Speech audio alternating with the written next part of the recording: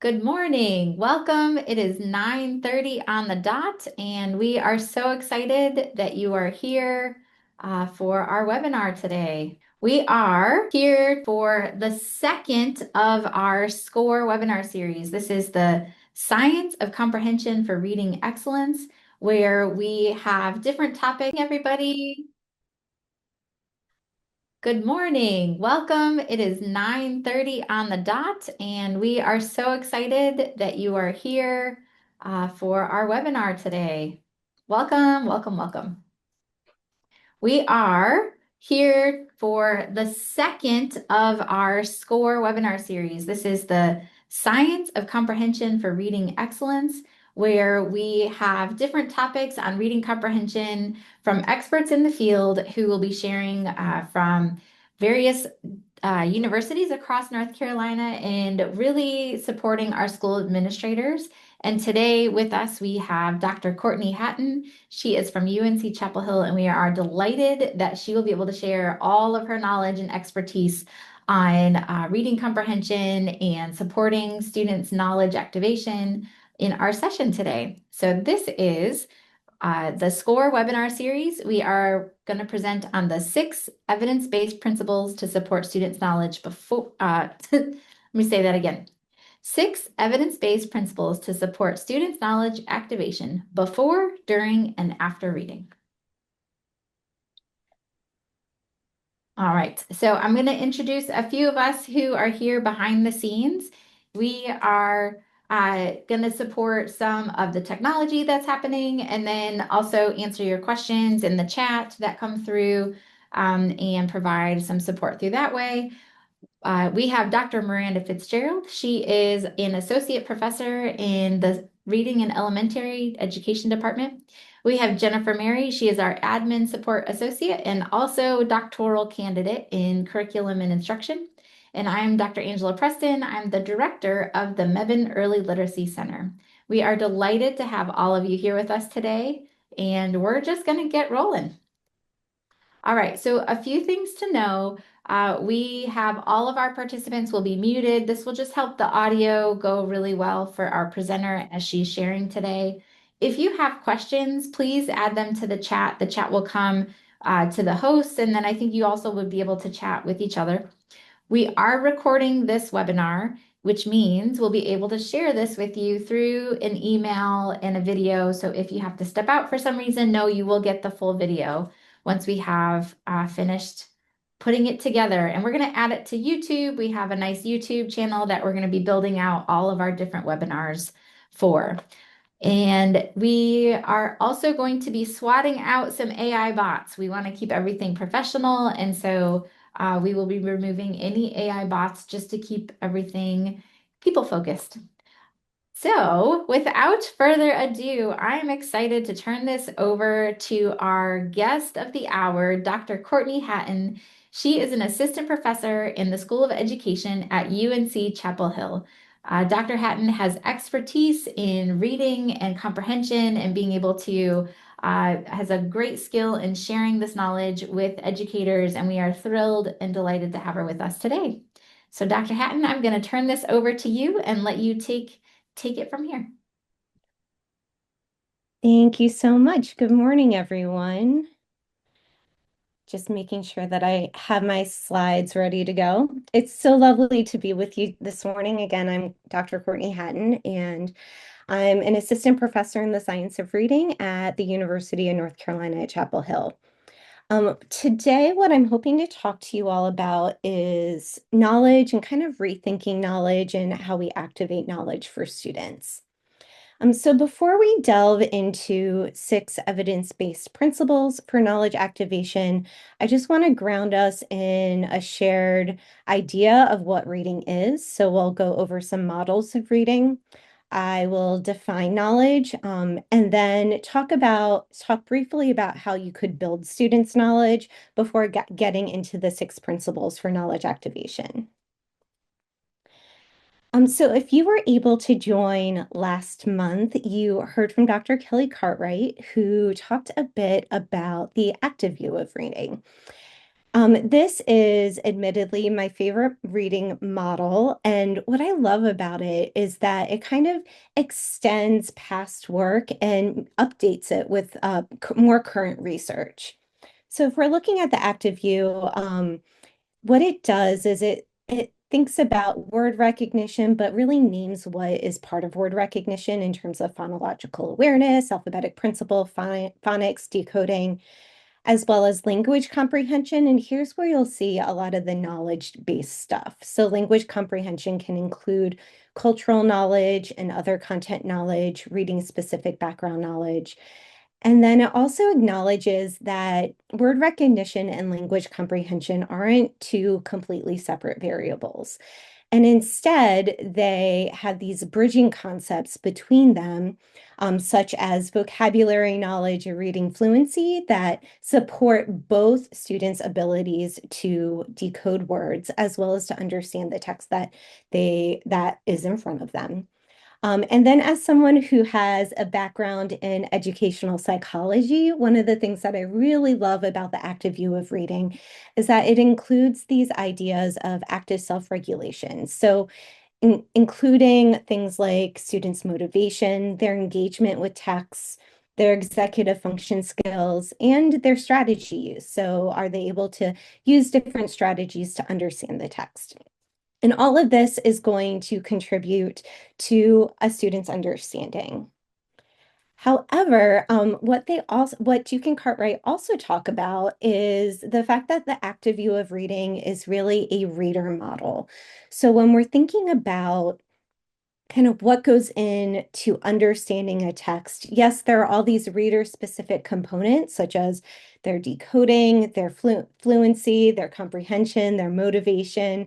Um, but we also need to consider the text that we're putting in front of students. So some texts are going to be more abstract, some might be more concrete, some might have more complex vocabulary or complex sentence structures, some might have less complex vocabulary and sentence structures.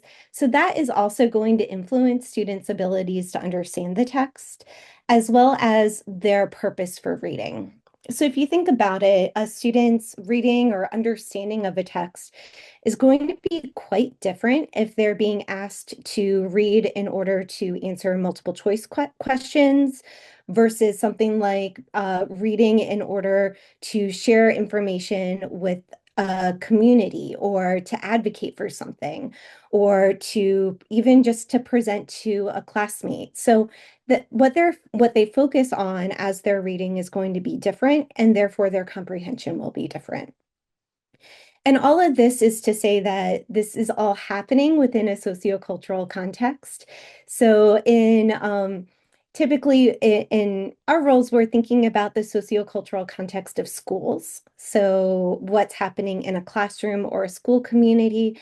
But we can also think about how the influence of the broader community might impact a student's comprehension, as well as the context of North Carolina, or even the country and the current world context as well.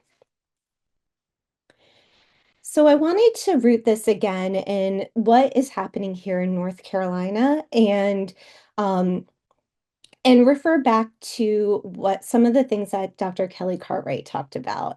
And one of the things that she mentioned is this idea that we're seeing a lot of progress on DIBELS scores, but we're not seeing that same progress on end of grade assessments. And one of the reasons for this is, again, if you go back to the active view of reading, DIBELS is really focusing more on word recognition, maybe some of these bridging concepts or processes like reading fluency, whereas our end of grade assessments are focusing mostly on language comprehension.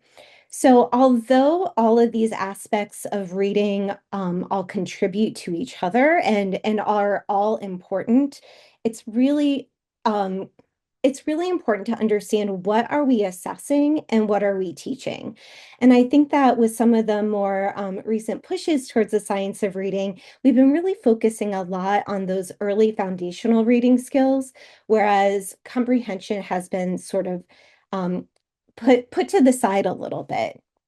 So the first myth that I want to share is this idea that we need to teach foundational reading skills first and then teach knowledge and comprehension.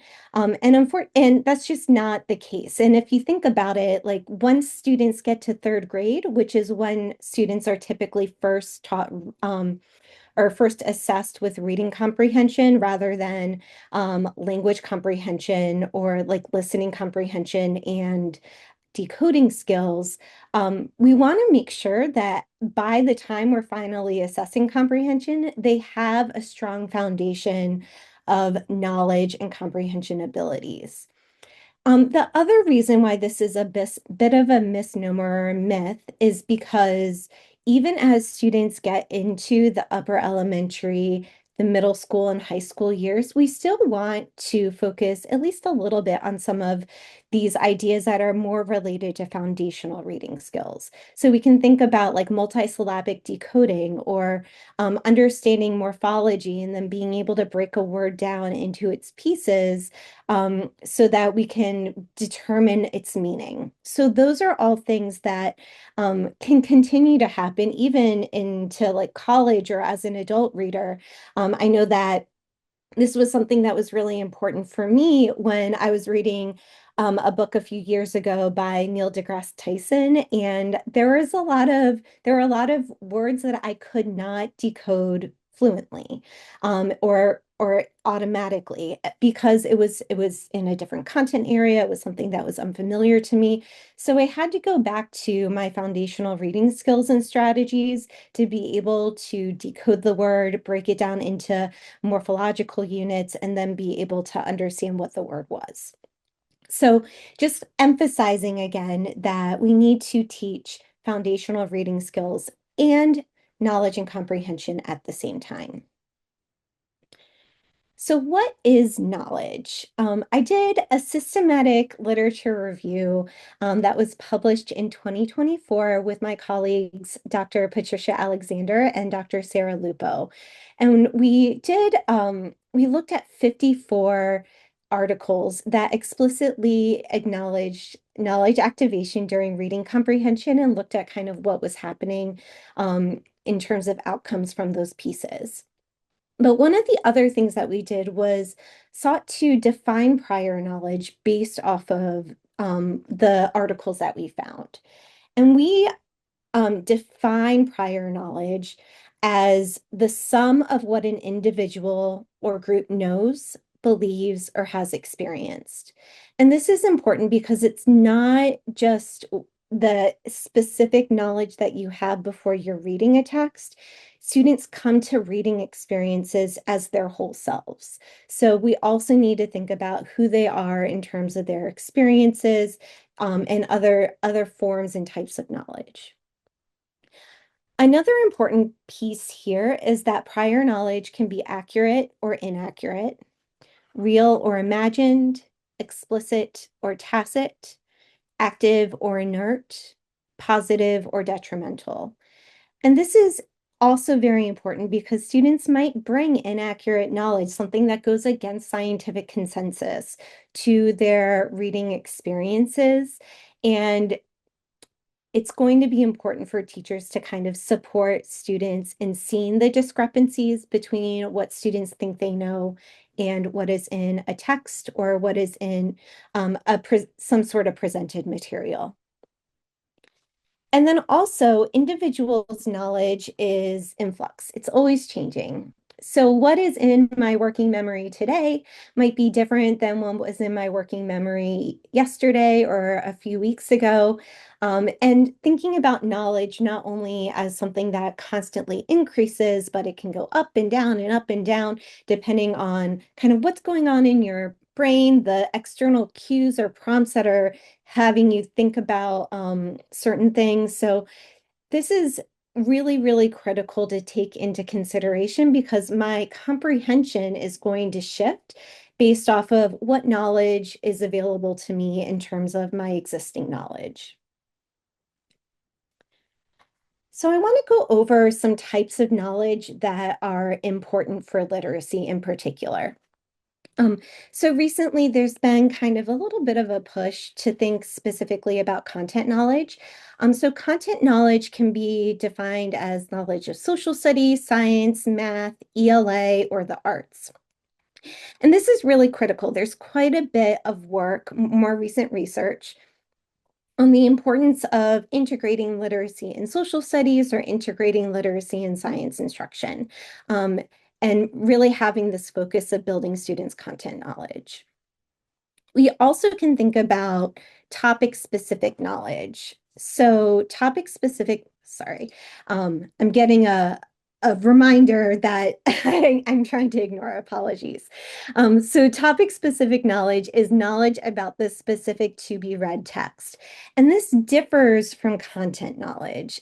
So you can think about content knowledge as being the content of science more broadly.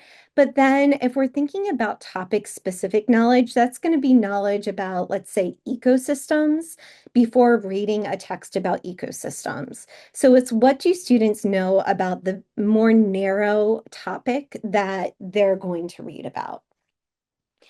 And then another type of knowledge that is discussed quite a bit in the research literature is text structure knowledge.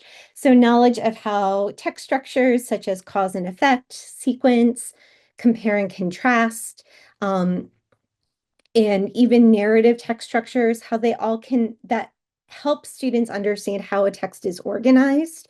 And once students have that understanding of kind of what the organization of a piece, they're going to, that will help their comprehension as well.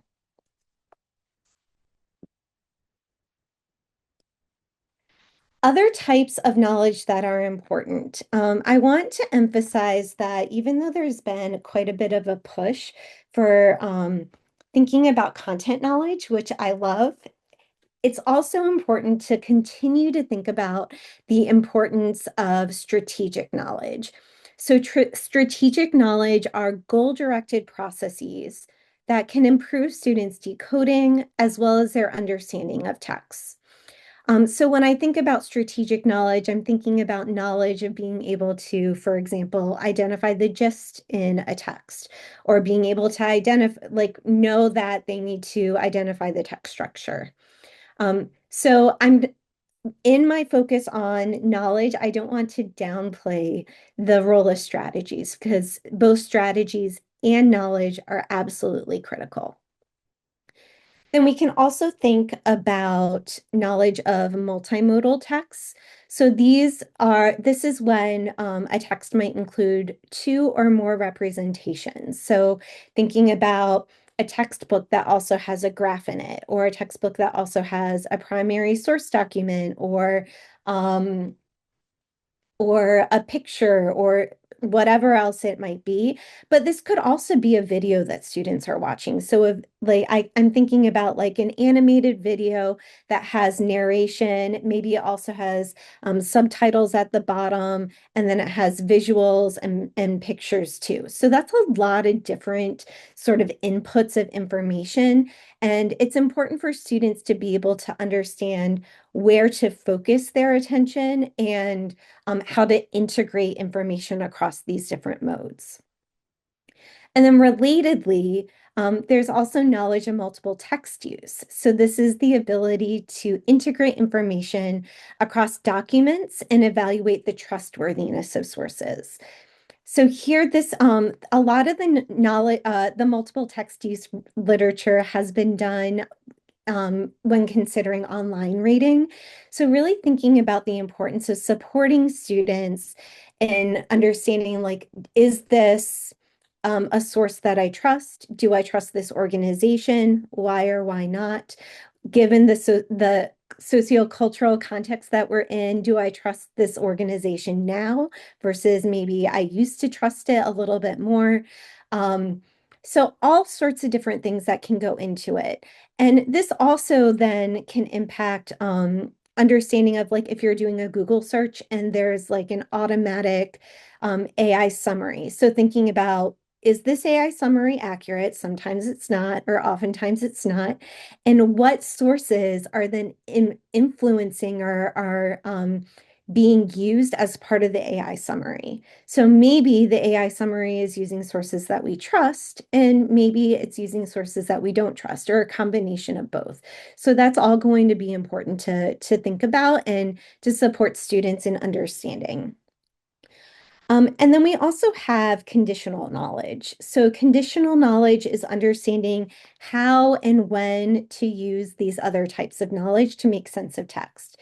So supporting students, not just by telling them you need to use your strategic knowledge now, or you need to use your content knowledge now, but supporting students in understanding when to use their different types of knowledges, and getting them to think about, like, given this text, what knowledge would be helpful for me to think about, to activate, to use.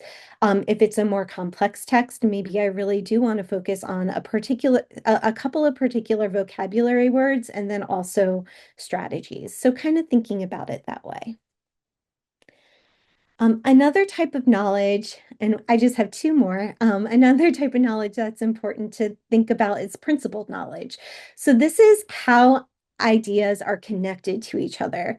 And here I have two different examples in two different content areas of, of migration. So we can think about how migration um, reflects movement, and movement from one place to another. But in science, migration might mean the migration of birds from the north to the south. But in a content area like social studies, we can think about the Great Migration, which is the migration of Black communities from the South to the North, starting just before World War I, and then going all the way into the 1970s, and thinking about like why that may have happened. So when we're thinking about migration, we can connect across these two different content areas, but also consider like, what does migration mean? How is it similar or different in these different content areas? And what does it mean for animals or people or something else to be migratory, to migrate from one place to another, and also connecting it to ideas such as immigration and the movement across borders. And then finally, here we have cultural and linguistic knowledge. And these are going to be students' everyday experiences that they might engage with. And this comes from Dr. Louis Smol's idea of funds of knowledge. So really honoring the experiences that students have at home, recognizing that they come to a reading experience, or they come to school knowing things, that they do have knowledge of maybe how water is used, or knowledge of how like economic knowledge at when they're going to a market with a grandmother or something like that. So just really recognizing that students have cultural and linguistic knowledge, and especially multilingual students who are going to benefit quite a bit from being able to see similarities and differences in terms of cognates between two different languages and things like that too. So the second myth that we're going to bust here is that students are blank slates waiting to be filled. And I often hear teachers say things like, students don't know anything. They just don't know anything. They didn't learn any of this. And instead, I would encourage teachers and administrators, other educators to kind of shift that and think about, like, students do know things, but it's our job to figure out what they do know and how to connect what they know to the content of school. So what I like to do now is get a little bit into this idea of building knowledge. And as we're thinking about building knowledge, I also want us to consider how we might be able to reframe the idea of a knowledge gap. So the term knowledge gap is problematic because it fails to recognize both the persistent inequities and systemic racism within educational institutions, as well as inequitable access to quality educational experiences. So, more importantly, by positioning students as being deficient in knowledge, teachers may actually fail to value the vast funds of knowledge that learners bring to literacy experiences. Therefore, the overly simplistic view that content knowledge is the only missing link to being able to support students' comprehension is problematic because it may hinder students' learning from content-rich texts, thus ultimately causing negative effects on students' knowledge and comprehension. So if we're going to use something like gap language, I would encourage the use of something like the term like opportunity gap, but even that has some problematic undertones to it as well. So instead of thinking about a gap, think about like what do students know and how can I support them in getting where I'd like them to be. So as we're thinking about how to build students' knowledge, there are a few research-based supports for doing this.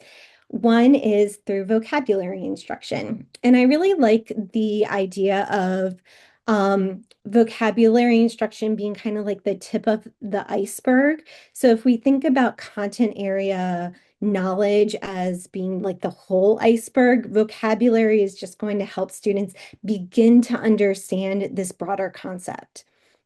And when we're thinking about vocabulary instruction, I encourage teachers to consider conceptually coherent vocabulary and vocabulary that comes from text.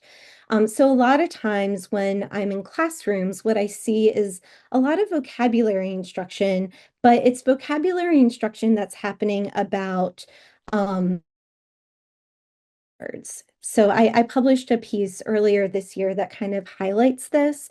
But what I saw was like a lot of teaching vocabulary of the word compare, or teaching the definition of contrast or of effect, or whatever the standard-based word was. And that's not to say that that isn't important, but students then were missing opportunities to understand the definitions, the uses of words that are found in the text, and understanding the connections between these words.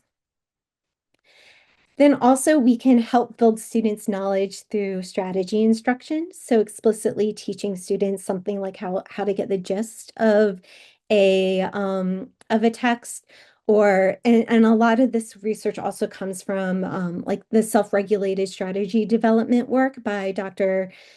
Steve Graham and Karen Harris. So thinking about how can we teach students strategies and enhance their strategic knowledge so that they feel confident when they're going into a situation where they're reading or writing a text. Another way of building students' knowledge is through a brief lecture or sharing before reading. However, with this, we want to be careful to not share information that is in the text. So we don't want to pre-teach exactly what students are going to see in the text, but instead think about what information is necessary for students to know in order to be able to understand the text that they're about to read. And then my favorite way of helping students build knowledge is through text sets. So a lot of curricula have text sets built into them, but I see a text set as an interdisciplinary way of considering a particular concept or theme. So we can think about using texts that are nonfiction, narrative, poetry, easier texts that students are able to decode pretty as well as texts that they're able to read fluently. So all sorts of different types of modalities of text as well. So thinking about hook texts and videos that can all go together to support students' understanding of a concept. And what I will say also is that text sets, again, they're a lot of curricula provide a really great foundation for using these text sets or for introducing content in this sort of larger way or broader way. But I will say that sometimes it might be important for a teacher to bring in a different text or to not use a particular text, given where their students are and what their students' knowledge and experiences are.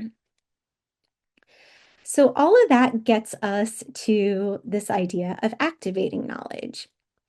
And similar to our definition of prior knowledge, the term I used the research literature to come up with a definition of knowledge activation.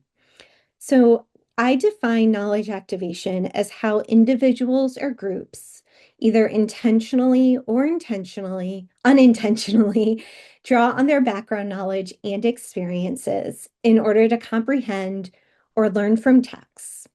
And this process can occur explicitly before, during, or after reading through external prompts, cues, or tasks, or automatically without external prompting. So the myth that I want to bring up here is that if we build students' knowledge, they will be able to automatically activate that knowledge later. And this kind of, I want to emphasize this because I do think that this idea of building students' knowledge through text sets is absolutely wonderful. However, sometimes students may not automatically activate knowledge that they learned in one text when they are encountering a new text. And I found this in a study that I did with third through sixth graders on their multiple text use.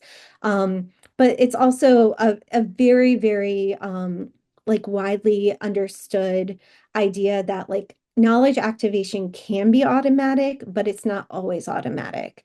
And I've even found this in studies that I've conducted with pre-service teachers, with college students, with adults, that they benefit quite a bit from prompting to support them in understanding what knowledge they could be referencing back to as they're reading.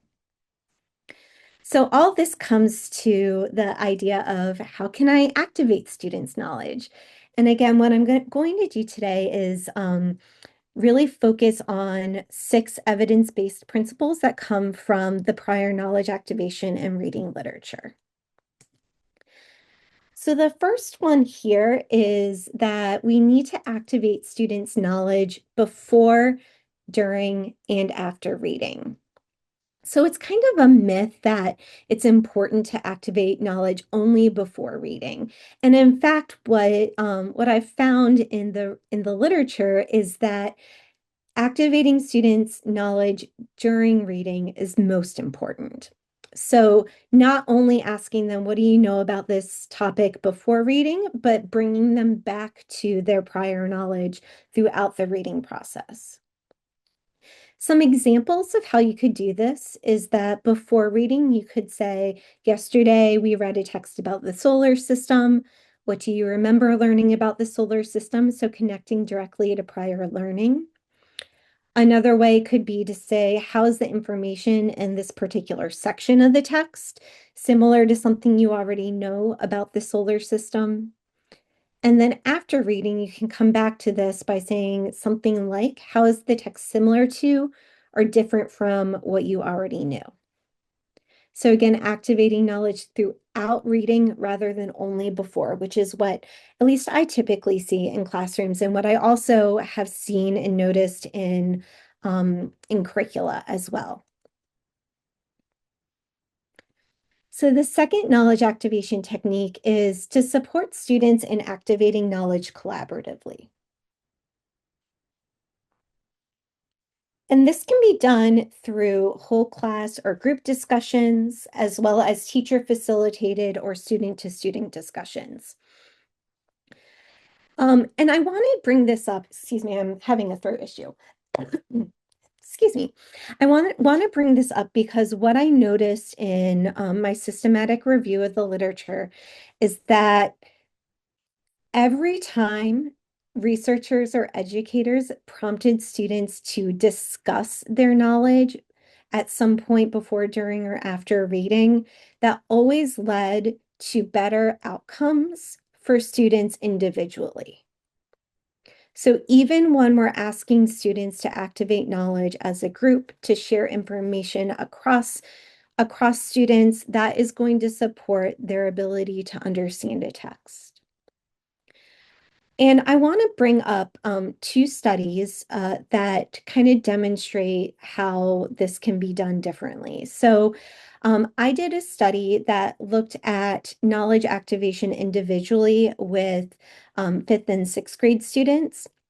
And a colleague of mine, Dr. Sarah Lupo, did a study on using a very similar strategy, so a KWL chart. And for her students, they were older, but they were activating their knowledge collaboratively. And she found that the KWL condition improved reading outcomes when students were reading together or when students were activating their knowledge collaboratively. But what I found was that KWL was not impacting, positively influencing students' reading outcomes when they were doing it individually. And instead, I found that some other ways of activating their knowledge was a little bit more beneficial. So although these two studies aren't directly comparable, I wanted to bring them up in order to amplify this idea that having students talk to each other and collaborate with each other is going to be beneficial for their reading, even when that's done in a knowledge activation kind of setting. The third principle that I want to go over is this idea that we need to support students in understanding connections between concepts. And again, students are likely not going to automatically make these connections themselves. And one of the best ways that I think that we have to do this is through concept maps. So concept maps have a very, very deep and rich history of research behind them. But what I've been able to do is support even first and second graders in understanding how different concepts are related to each other through collaborative discussions and co-constructing concept maps together. So the example that you see here is from a study that I did with second grade teachers when we were purposely integrating social studies and literacy instruction. And a big part of that was also teaching particular vocabulary words that, again, are kind of like that tip of the iceberg for understanding the greater concept. And so here, throughout the course of the unit, the teacher was guiding students to understand the connections between some of the vocabulary words and the concepts that they were learning. So conceptually related words like currency, money, spend, save, budget. So it was a unit on economics for second graders, but they were able to see kind of how these different ideas supported and connected to each other. The fourth evidence-based principle that I want to share with you is support students in recognizing discrepancies between their knowledge and the text.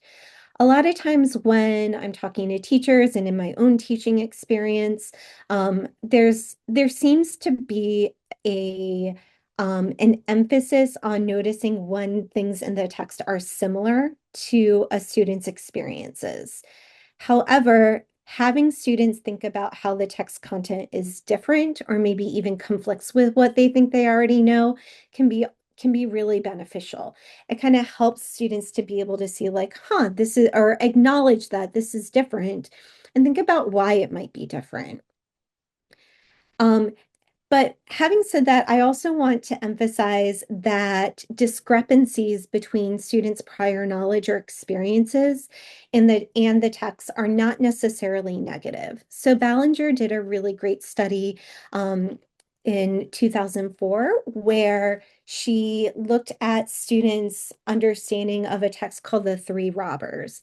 And what she found was that her understanding of the text was quite different from how her students ended up understanding and comprehending the text, but that her students had perfectly reasonable and accurate understandings, even though they were quite different from her own. So I'm saying this in order to acknowledge that students can have valuable insights into texts given their cultural knowledge, their life experiences, which may deepen their understanding of the text, even if that understanding is different from someone else's interpretation. And here we can also think about Dr. Bishop's work in making sure that students have exposure to texts that are windows, mirrors, and sliding glass doors. So texts that reflect themselves, texts that provide them with windows into other either worlds or other cultures or other experiences, as well as sliding glass doors, which allow them to actually move through into those other worlds. The fifth not misconception, excuse me. The fifth evidence-based principle is addressing misunderstandings. And this can be done in a few different ways. I think often what I see teachers doing is they'll activate students' background knowledge, but they kind of let a misunderstanding sort of sit in the air and kind of settle a little bit, rather than addressing that right away. So we do want to address it right away, so that students aren't kind of linking and connecting to that misconception. A couple of ways that this can be done is through something called augmented activation. So this is a strategy that was, at least to my knowledge, first introduced by Dr. Donna Alverman in the 1980s. And this is when you simply tell students that what they're about to read might be different from what they think they already know. So it's a really simple way of saying, of kind of prompting them to think about the fact that what they might know or think they already know might be inaccurate, it might be incomplete. Um, and this can be really, really beneficial for students to kind of be willing to shift their understandings and their knowledge as they're reading. And I've done more recent research. So just even though this is a tried and true strategy from the 1980s, this is something that I've done more recently in my own work with knowledge activation, and it still holds up. It's really, really helpful, especially if we're trying to revise people's knowledge about a particular idea. Another way that we can address misunderstandings is through embedded analogies. So supporting students in kind of understanding how a process from one analogy might be similar to the focal process that they're trying to understand. We can address misunderstandings by explaining inconsistencies. So very, very clearly stating like, this is like these two texts maybe are inconsistent in this way, or pointing that out, or even pointing out that a text is inconsistent from one paragraph to the next, or why it's inconsistent with what they think they already know. And then finally, we can address misunderstandings by prompting students to compare and contrast their knowledge with new information. Again, really emphasizing what's different here, what's in conflict, what is the same. However, when we're addressing misunderstandings, it's really important to recognize when students have a true misunderstanding rather than a different perspective. So earlier I talked a bit about that Ballinger study and the importance of understanding when a student's comprehension is simply different from what the teacher might think versus when it goes against what I would call scientific consensus. So kind of grappling with those two things. I know that it's a fine line between them, but if we're addressing a misunderstanding that students have right away, that can really help them be able to kind of make that stickiness work with with what's going on in the text. But if we also need to kind of be cognizant and be aware of when their understanding is simply different.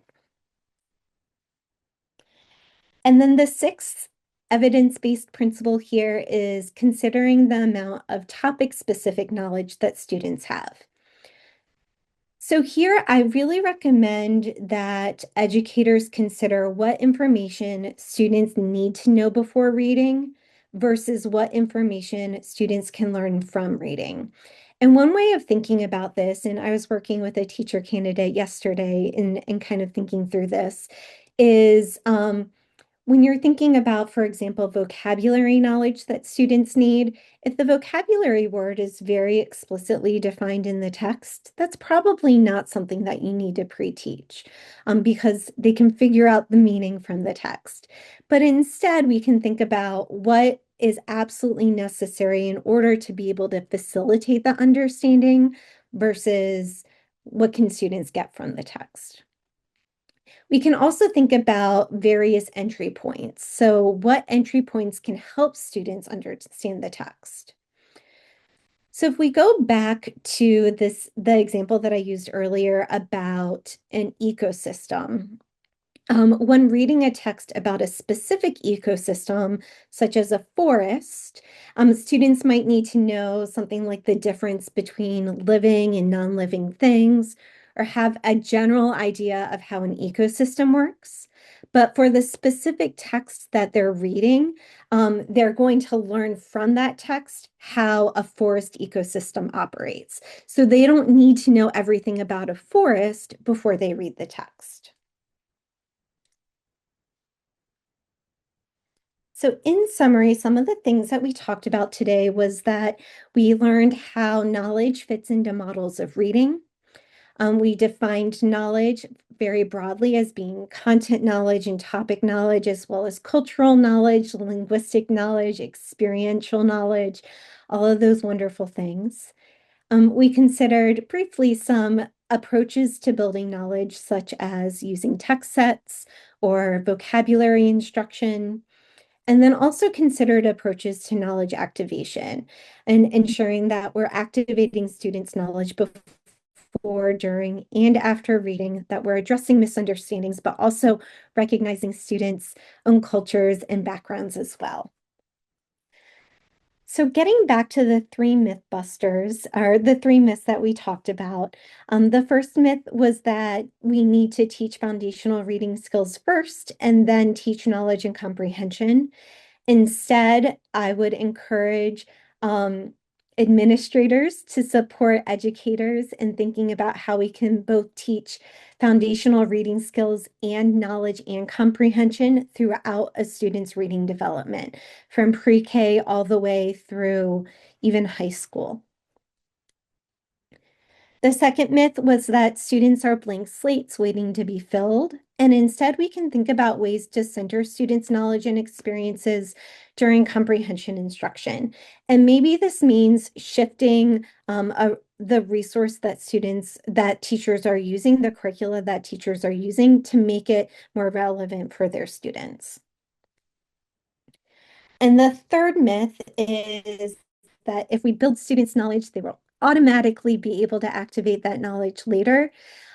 Instead, what we need to do as educators is to support students in making connections between what they know and what they are learning. And one of the main takeaways that I'd love for you all to get out of this presentation is to support teachers in modifying their curricula based on students' backgrounds, contexts, and experiences. Again, it's really beneficial to have a curriculum as a resource and as an anchor for instruction.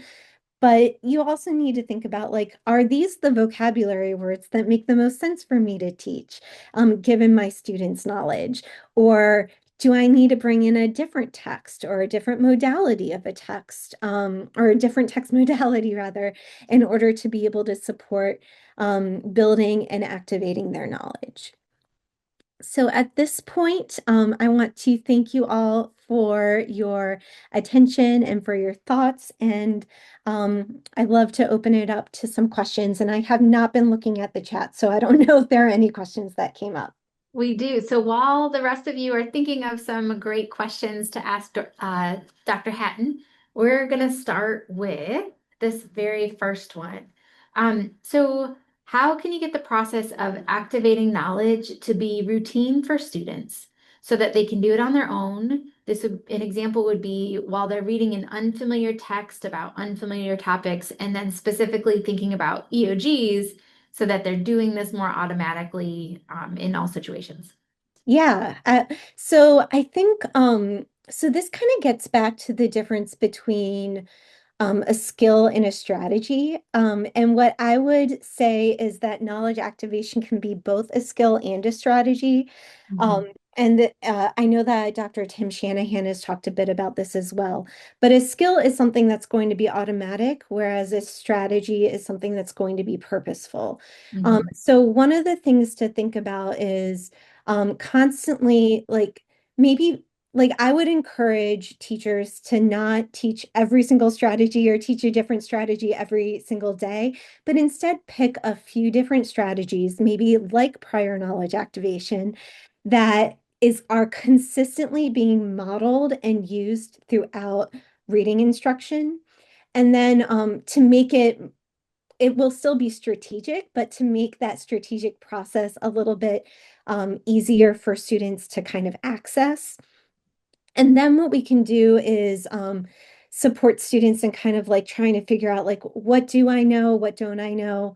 Um, and especially on an EOG, that's going to be tricky because EOGs may have topics that are very disconnected from a student's lives or students' experiences, which is why when students are in class, it's important to present them with texts that are both similar and different from what their experiences and cultures might be.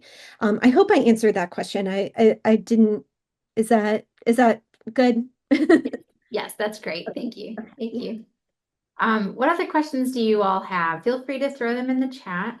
And while you're doing that, I actually wanted to see where everyone is from as well, because we have administrators and instructional support leaders from all across the state. So if you want to throw where you're from in the chat for a moment, and we can kind of see where everybody is from and see how far across our state. Oh, this is really exciting. We've got CMS and Raleigh and Greensboro, Charlotte, Wilson, Harnett, Wisconsin. What? That's amazing.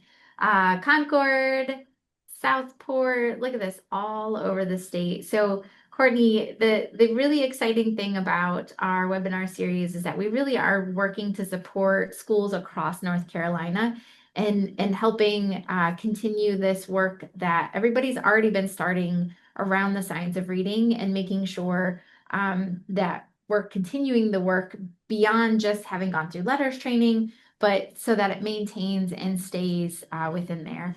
And your six principles and thinking about how to support knowledge before, during, and after while you're reading, before, during, after reading. But the whole process, I think, is such a huge piece for everybody to be able to sit and think about how are we doing those three things within the school, within our stories, within the programs that we have, in terms of the high quality instructional materials that our teachers have access to, and as maybe a school leader or a district leader, are there any suggestions you have around how to know if the materials that you have some of these, or if it's just something that can we actually embed into the programs that we're already using around those principles that you just shared? Do you mind speaking to that a little bit?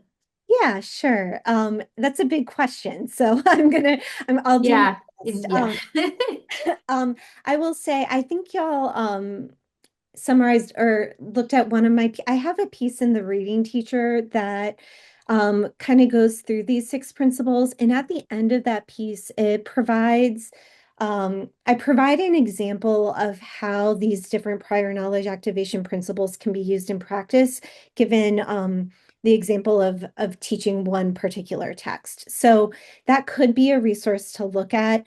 I will say that I do think it's very context specific. And it's something that I am really, really interested in working with teachers and doing, and also supporting other folks in understanding how to do this. I don't think that there's going to be like a one size fits all for this. And one of the things that I do with the teachers I work with, as well as my pre-service teachers, is try to look at the curriculum and figure out what's going on here, what types of knowledge are being referenced, what will work for my students, what won't work for my students, why. Mhm. Um, and just kind of going through a process of looking very deeply at the curriculum. So this is something that might not happen the first year that a curriculum is used. It might happen the second year or the third year, kind of like after you're like, okay, I understand what's going on here. But just really encouraging teachers to think critically about the curricula that are used. And I will say, and hopefully no curriculum companies get too mad at me about this, but no curriculum is perfect. Right. Yes. Yes. Yeah. And no curriculum is going to be perfect for every single community and context. Mhm. So it's going to be really important to adjust, make adjustments. And again, I love the idea of having a resource, but then shifting and making those adjustments as needed. Yep, that's great advice. Thank you for sharing that. We did have, so I put in the chat the research summary that Dr. Hatton was just talking about. It is in there. You're welcome to share that with your teachers. It's two articles that Dr. Hatton referenced within the session today. Well, an article and a book chapter that are referenced within the session today. And it is boiled down to a single 2-page kind of overview, which should help teachers and also you to be able to kind of think through some of the points that Dr. Hatton was making. And then how can I then help support my teachers to do similar things? So the last question we have, and then we'll share the survey. So if you want to get your CEUs, we have that link to the survey. We'll share that in a second, and then the upcoming webinar information.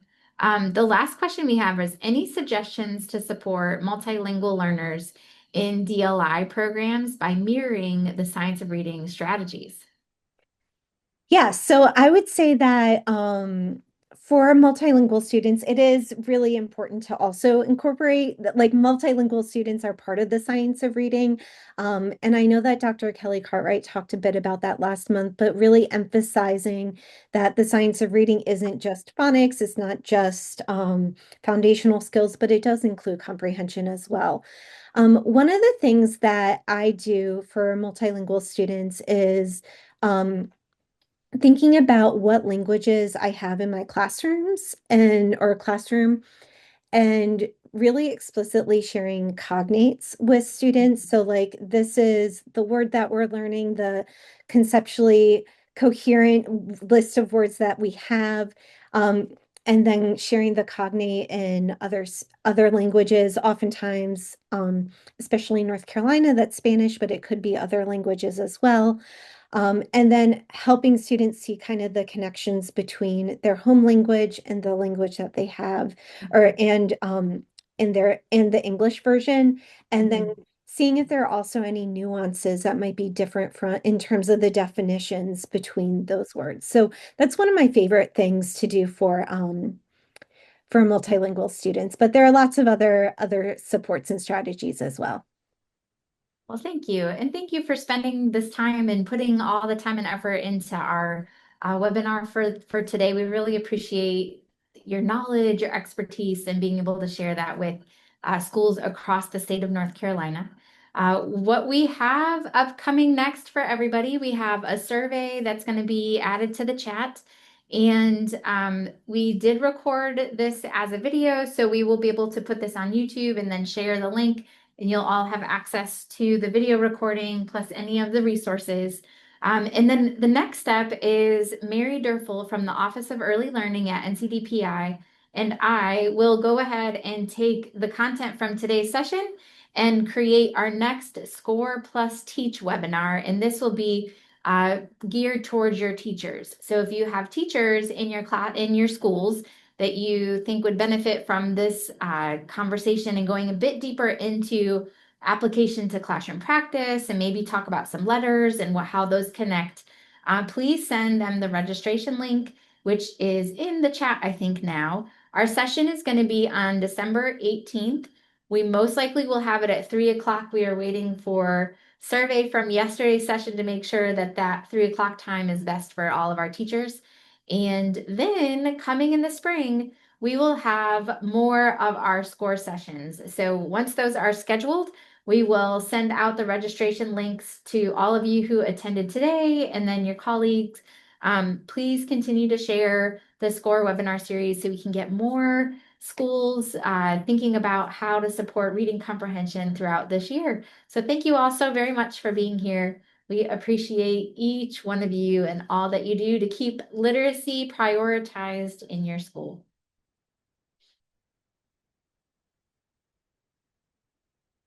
Thank you, everybody.